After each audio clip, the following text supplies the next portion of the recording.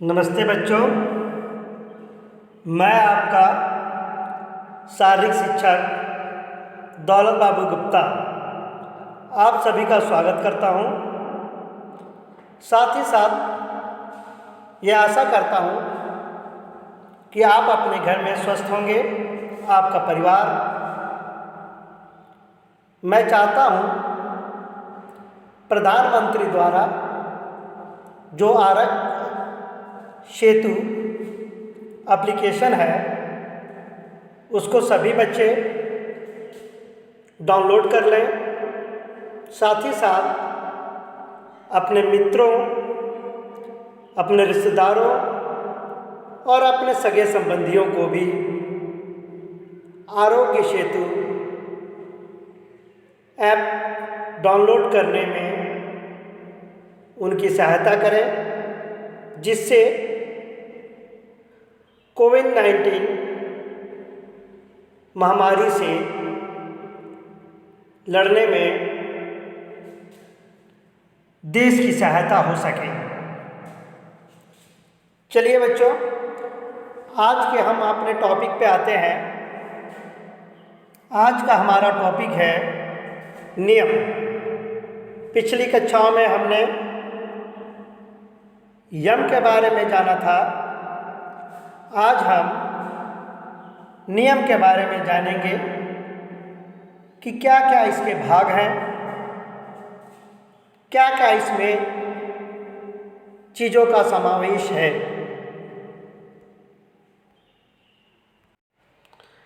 नियम के भेद। अष्टांग योग में दूसरा अंग नियम का है। महर्षि पतंजलि ने 5 नियमों को मानते हैं: स्वच्छ, संतोष, तप, स्वाध्याय और ईश्वर प्रणिधान।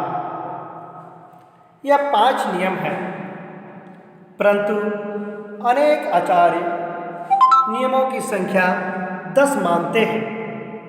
वह इस प्रकार समझाना चाहिए: पहला संतोष, दूसरा तप, तीसरा आसक्ता, चौथा दान, पांचवा ईश्वरीय पूजन सिद्धांत, छठवां लज्जा, सातवां मति, आठवां जप, नौवां व्रत, 10वां हुतम। यहाँ पर याज्ञवल्क्य मत में व्रत के स्थान पर हुतम प्रयोग हुआ है, इसलिए हम दोनों को एक का विवेचन करेंगे। पहले बारी आती है संतोष की। दैव इच्छा जो कुछ भी प्राप्त हो जाए उसमें संतुष्ट रहने को संतोष कहते हैं। इसमें साधक को अधिक से अधिक प्राप्ति के लिए कामना नहीं करनी चाहिए। अपने प्राण रक्षा के लिए जितना अन्न की अथवा वस्तु की आवश्यकता हो उसे अधिक की इच्छा नहीं करनी चाहिए। यहाँ पर संतोष 3 भागों में किया जा है। पहला मानसिक संतोष, दूसरा वाचिक संतोष और तीसरा है शारीरिक संतोष। अब आते हैं मानसिक संतोष। किसी प्रकार की हानि होने पर भी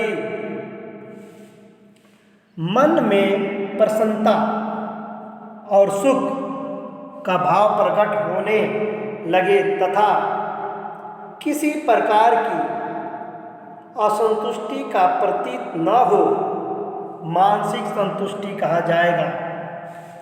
इसीलिए सर्वप्रथम मन के विकार रहित बना कर अभ्यास करना चाहिए। साधकों को ही नहीं, मनुष्य मात्र को भी संतोष का आश्रय अपनाना चाहिए। इसीलिए कहा गया है संतोषी सर्वदा सुखी। यह मानसिक संतोष रहा। अब आते हैं वाचिक संतोष। वाणी में संयम होने से असंतुष्टि का प्रादुर्भाव रुक जाता है। कहने का मतलब है कि जो वाणी में असंतुष्टि अगर होगा तो आपके प्रादुर्भाव रुक जाएंगे।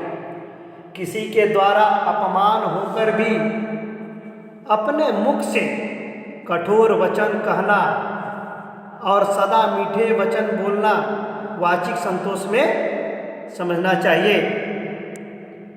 अगला आते हैं शारीरिक संतोष। शरीर में किसी प्रकार का कष्ट अनुभव न होना, परिश्रम करके भी कार्य करने के लिए स्फूर्ति और उत्साह का रहना तथा किसी प्रकार के शारीरिक भोग के प्रति अनिच्छा रखते हुए सभी प्रकार से दृढ़ रहने की कायिका शारीरिक संतोष कहलाती है।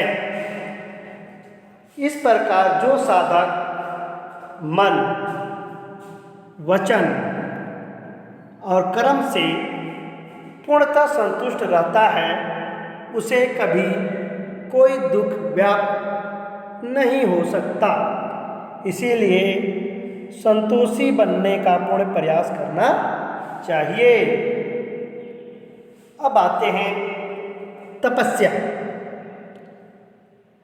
तपस्या में वह शक्ति है कि तपस्वी पुरुष अपने लक्ष्य की प्राप्ति में तो सफल होता ही है, साथ ही वह चाहे जिस बड़े से बड़े कार्य को पूर्ण कर लेता है।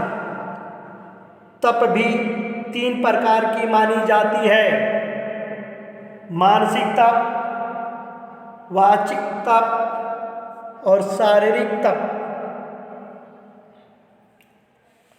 अब आते हैं मानसिक तप। इसको तपस्या भी कहें। मन में प्रसन्नता और सौम्य भाव रखना, मौन रहते हुए आत्मा संयम करना तथा शुद्ध भाव में स्थित रहना आदि मानसिक तप कहा जाता है। अभ्यास में परिश्रमी होना पर भी मन में थकान की अनुभव ना करें, ये सब मानसिक तप के लक्षण है। वाचिक तप, वाणी की तपस्या का बड़ा महत्व होता है, जिससे किसी दूसरे को किसी को कष्ट नहीं होना चाहिए। किसी प्रकार का अपशब्द बोलना, गाली देना या फिर कटु वचन बोलना वाणी का प्रमाद माना जाता है। मन में उत्पन्न न करने वाले सत्य, प्रिय और हितकारी वाक्य के साथ साथ स्वाध्याय करना वाचिक तप कहलाता है। यदि प्रयत्न करने पर भी मुख से गाली निकल जाती है तो भगवंत नाम के जाप का अभ्यास करें। बात बात में ओम अथवा नारायण आदि शब्दों का उच्चारण करें या फिर मौन का भी अभ्यास किया जा सकता है। ये रहा वाचिक तप। अब आते हैं शारीरिक तप। शारीरिक तप शरीर कष्ट सहने से है। किसी भी अंग के नष्ट से संकेत से अपना अभिप्राय व्यक्त न हो सके। कहीं अंग में कोई चोट लगी है, कोई कष्ट हुआ है, उसका तनिक मात्र भी अभिप्राय नहीं होना चाहिए।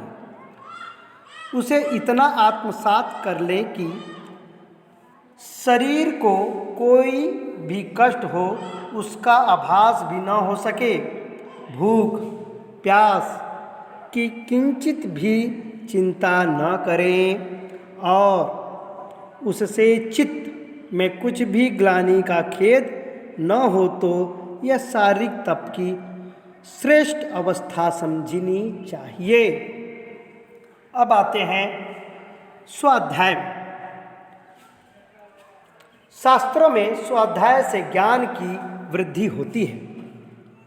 कोई धार्मिक ग्रंथ का उसका अध्ययन करने से आपकी ज्ञान की वृद्धि होती है, और ज्ञान होता है इसीलिए यह आवश्यक है कि ब्रह्म प्राप्ति में ज्ञान की सहायता बहुत आवश्यक है।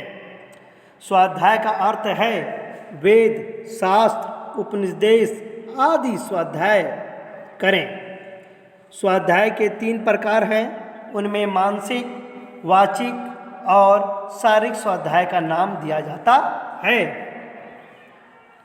मानसिक स्वाध्याय ओमकार का ध्यान करते हुए जाप करना या गायत्री मंत्र के अक्षरों का ध्यान करना मानसिक स्वाध्याय है।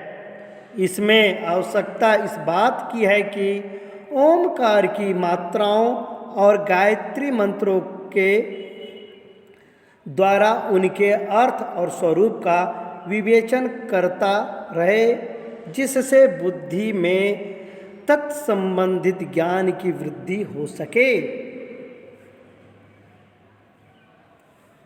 वाचिक स्वाध्याय। वाचिक स्वाध्याय में श्रेष्ठ शास्त्रों को पढ़ाना विशेष रूप से है। वाणी द्वारा शास्त्रों का उच्चारण, प्रार्थना के भजनों या गीतों का गायन आदि वाचिक स्वाध्याय के अंतर्गत आते हैं। अनेक बार देखा जाता है कि मूल रूप से किसी ग्रंथ का अवलोकन करने की अपेक्षा मुख से उच्चारण करते हुए पढ़ने से अधिक लाभ होता है। विशेषकर अशिक्षित मनुष्य या अभ्यास प्रारंभ करने वाले साधकों के किसी भी मंत्र, कविता, गीत को याद करने में भी उसका वाणी द्वारा उच्चारण करना हितकारी है। ये वाचिक स्वाध्याय। अब आते हैं शारीरिक स्वाध्याय। स्वाध्याय में शरीर का सहयोग मिले तो उसका परिणाम आश्चर्यजनक हो जाता है। अगर शरीर साथ दे दे, आप स्वाध्याय के रास्ते पे हैं, तो आश्चर्यजनक आपको योग में परिणाम आने वाले हैं। शरीर में आलस्य हो, रोग हो, भारीपन हो तो मन नहीं लगेगा और मानसिक स्वाध्याय ठीक प्रकार से नहीं हो पाती है। इसीलिए स्वाध्यायशील पुरुष को शरीर में स्वस्थ और आलस रहित होना चाहिए। जिनका शरीर अस्वस्थ होता है वह स्वाध्याय में भी नहीं सफल हो पाते हैं। इसीलिए स्वामी विवेकानंद ने कहा है कि अगर गीता के मर्म को समझना है तो फुटबॉल के ग्राउंड में जाइए। यहाँ तक कि दार्शनिक अरस्तु ने कहा, स्वस्थ शरीर में ही स्वस्थ मस्तिष्क का विकास होता है। तो शारीरिक स्वाध्याय बहुत ही जरूरी है। अब आते हैं ईश्वरीय प्रणिधान। ईश्वरीय प्रणिधान से समाधि की सिद्ध होना मानकर महर्षि पतंजलि ने ईश्वरीय प्रणिधान द्वा सूत्र का समावेश है। इसका अभिप्राय है कि मन, क्रम, वचन से ईश्वर की भक्ति करते हुए चित्त की संपूर्ण वृत्तियों को उसके प्रति समर्पण कर देना, किसी में लीन कर देना, जैसे अपने गुरु में लीन कर देना चाहिए। प्रणिधान का अर्थ भक्ति और शरणागत दोनों ही है, क्योंकि दोनों अवस्था में चित्त की वृत्तियाँ तदाकर्ता को प्राप्त करा देती है। भक्ति का अर्थ बाह्य रूप से भजन कीर्तन करना नहीं, वरन आंतरिक रूप से ईश्वर में पूर्ण समर्पित कर देता है। और समर्पण की यह अवस्था तभी उत्पन्न होती है जब भक्त हार्दिक रूप से उसी में लीन रहता है। ईश्वर प्रणिधान 3 प्रकार की बताई गई है: मानसिक, वाचिक और शारीरिक प्रणिधान। आइए आप जानते हैं मानसिक प्रणिधान। मानसिक रूप से की जाने वाली ईश्वरीय भक्ति से साधक को समाधि अवस्था की प्राप्ति कठिनाई नहीं होती है। अगर मानसिक प्रणिधान आपकी चलती रहती है तो उसमें कठिनाई नहीं आती है, क्योंकि उसमें मन की वृत्तियाँ सब बाह्य विषयों से खींचकर एकमात्र ब्रह्म में तन्मय हो जाती है। इसीलिए भगवत गीता में स्पष्ट कहा गया है, तुझे कर्म करने का अधिकार तो है, परंतु फल का अधिकार नहीं है। अब आते हैं वाचिक प्रणिधान में। यह वाणी द्वारा प्रयुक्त होती है। भक्त भावना से ईश्वर को प्रसन्न करने वाला भजन, गीत आदि का उच्चारण स्वर से, गान या कीर्तन से करना भी इसी के अंतर्गत आता है। परंतु उसके साथ ही मनोयोगी भी आवश्यकता होती है। इसीलिए आचार्य ने मानसिक प्रणिधान का महत्व स्वीकार करते हुए उसके साथ ही इसका किया जाना उचित बताया है। अब आते हैं शारीरिक प्रणिधान में। ईश्वर की भक्ति करने के लिए शरीर का भी योग रहता है, क्योंकि ये मानव शरीर मिला है, इसी से ही आप साधना अपनी कर सकते हैं। अगर शरीर न हो तो इस साधना का कोई प्रश्न ही नहीं उठता है। इसीलिए उसकी अपेक्षा नहीं की जा सकती है। ये शरीर की अगर किया जाए उपेक्षा तो नहीं हो सकती है।